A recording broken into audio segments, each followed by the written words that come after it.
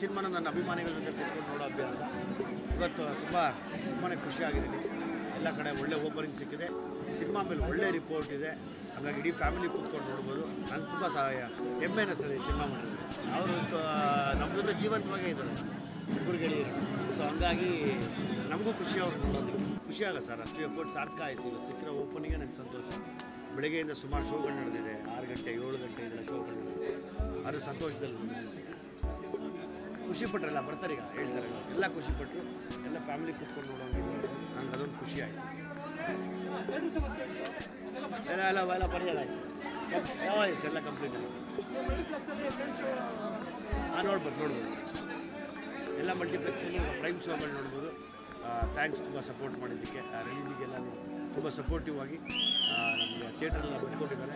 Thank you very much. Hi, ಎಲ್ಲ Sandalwood movies ಅಪ್ಡೇಟ್ಸ್ಗೆ plus ನನ್ನ ಮೂವೀಸ್ ಅಪ್ಡೇಟ್ಸ್ಗೆ ಪ್ಲೀಸ್ ಎಲ್ಲರೂ ನೋಡ್ತಾ ಇರಿ ಫಿಲ್ಮಿ ಬೀಟ್ ಆ್ಯಂಡ್ ದಯವಿಟ್ಟು ಸಬ್ಸ್ಕ್ರೈಬ್ ಮಾಡಿ.